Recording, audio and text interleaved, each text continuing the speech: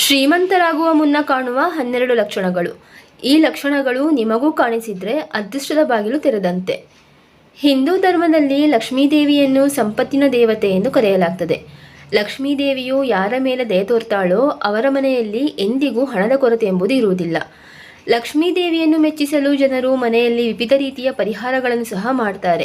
ಲಕ್ಷ್ಮೀದೇವಿಯ ಕೃಪೆಯು ಯಾವ ಮನೆಯಲ್ಲಿ ಇರ್ತದೆಯೋ ಅಲ್ಲಿ ಕೆಲವು ಶುಭ ಚಿಹ್ನೆಗಳು ಕಾಣಿಸಿಕೊಳ್ತವೆ ಎಂಬ ನಂಬಿಕೆಗಳಿವೆ. ಆ ಶುಭ ಚಿಹ್ನೆಗಳು ಯಾವುವು ಎಂಬುದನ್ನು ಇವತ್ತಿನ ವಿಡಿಯೋದಲ್ಲಿ ತಿಳಿಯೋಣ. ಮೊದಲನೆಯದಾಗಿ ಕೈಗಳಲ್ಲಿ ತುರಿಕೆ.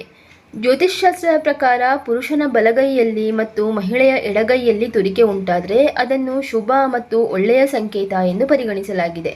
ಇದರ ಅರ್ಥ ಜೀವನದಲ್ಲಿ ಹಣಕ್ಕೆ ಸಂಬಂಧಿಸಿ ಸಮಸ್ಯೆಗಳು ದೂರವಾಗ್ತದೆ ಮತ್ತು ಆರ್ಥಿಕ ಸ್ಥಿತಿ ಬಲಗೊಳ್ಳುತ್ತದೆ ಎಂಬುದಾಗಿದೆ.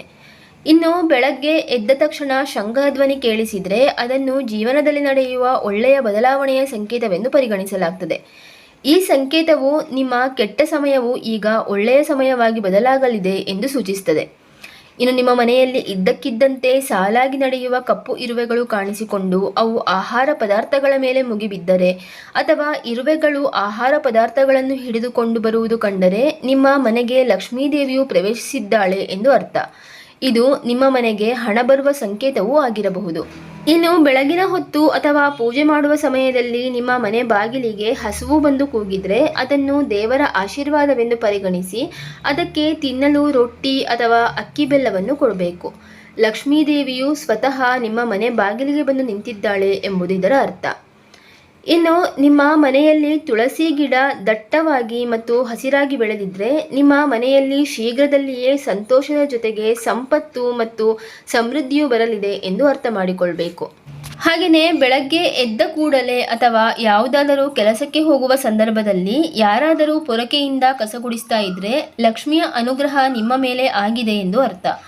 ಜೊತೆಗೆ ನೀವು ಮಾಡಲು ಹೊರಟಿರುವ ಕೆಲಸ ನಿರ್ವಿಘ್ನವಾಗಿ ಆಗ್ತದೆ ಎಂದು ಅರ್ಥ ಮಾಡಿಕೊಳ್ಬೋದು. ಇನ್ನು ನಿಮ್ಮ ಮನೆಯ ಮುಖ್ಯದ್ವಾರದ ಹೊರಗೆ ಬಿಳಿ ಎಕ್ಕದ ಗಿಡ ಬೆಳೆದರೆ ಅದು ನೀವು ಶ್ರೀಮಂತರಾಗುವುದನ್ನು ಸೂಚಿಸುತ್ತದೆ. ಬಿಳಿ ಎಕ್ಕದ ಗಿಡ ಮನೆಯ ಮುಂದೆ ಬೆಳೆಯುವುದು ಶುಭ ಸಂಕೇತ. ಇನ್ನು ಮನೆಯಲ್ಲಿ ಇದ್ದಕ್ಕಿದ್ದಂತೆ 3 ಹಲ್ಲಿಗಳು ಒಂದೇ ಸ್ಥಳದಲ್ಲಿ ಕಂಡುಬಂದರೆ ಅದು ತುಂಬ ಶುಭವೆಂದು ಪರಿಗಣಿಸಲಾಗ್ತದೆ. ಇದು ಲಕ್ಷ್ಮೀದೇವಿಯ ಆಗಮನದ ಸಂಕೇತ. ಹಾಗೆಯೇ ಹಲ್ಲಿಗಳು ಒಂದನ್ನೊಂದು ಬೆನ್ನಟ್ಟುತ್ತಿರುವುದು ಕಂಡುಬಂದರೆ ಅದು ಮನೆಯ ಪ್ರಗತಿಯ ಸಂಕೇತವಾಗಿದೆ. ಇನ್ನು ಲಕ್ಷ್ಮೀದೇವಿಯ ವಾಹನವಾದ ಗೂಬೆಯು ನಿಮ್ಮ ಮನೆಯ ಹೊರಗೆ ಬಹಳ ದಿನಗಳಿಂದ ಕಂಡು ಬರ್ತಾ ಇದ್ರೆ ನಿಮ್ಮ ಮನೆಗೆ ಮಹಾಲಕ್ಷ್ಮಿ ಆಗಮಿಸುತ್ತಾಳೆ ಎಂದು ಅರ್ಥ ಮಾಡಿಕೊಳ್ಬೇಕು. ಇನ್ನು ಕನಸಿನಲ್ಲಿ ಹಳದಿ ಅಥವಾ ಕೆಂಪು ಹೂವುಗಳನ್ನು ನೋಡುವುದು ಸಂಪತ್ತು ಸಿಗುವ ಸಂಕೇತವೆಂದು ಪರಿಗಣಿಸಲಾಗ್ತದೆ. ಹಾಗೆಯೇ ಕನಸಿನಲ್ಲಿ ದೇವಸ್ಥಾನವನ್ನು ನೋಡುವುದು ಕೂಡ ಶುಭವೆಂದು ಪರಿಗಣಿಸಲಾಗಿದೆ.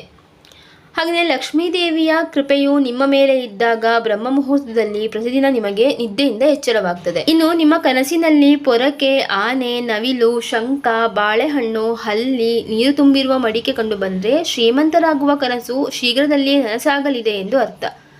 ಇನ್ನು ಯಾವುದೇ ಶುಭ ಕಾರ್ಯಕ್ಕೆ ಹೋಗುವಾಗ ಕಿನ್ನರನ್ನು ನೋಡಿದರೆ ತೃತೀಯ ಲಿಂಗಿಗಳು ಕಾಣಿಸಿಕೊಳ್ಳುವುದು ಕೂಡ ತುಂಬ ಶುಭವೆಂದು ಪರಿಗಣಿಸಲಾಗ್ತದೆ.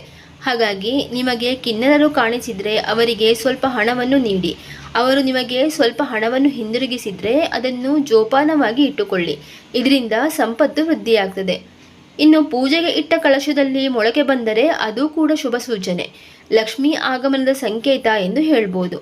ಹೀಗೆ ಈ ಎಲ್ಲ ಸೂಚನೆಗಳು ಅಥವಾ ಲಕ್ಷಣಗಳು ನಿಮಗೂ ಕಾಣಿಸ್ತಾ ಇದ್ದರೆ ಲಕ್ಷ್ಮೀದೇವಿಯ ಅನುಗ್ರಹ ನಿಮ್ಮ ಮೇಲೆ ಆಗಿದೆ, ನೀವು ಆದಷ್ಟು ಬೇಗ ಶ್ರೀಮಂತರಾಗ್ತೀರಿ ಎಂದು ಅರ್ಥ.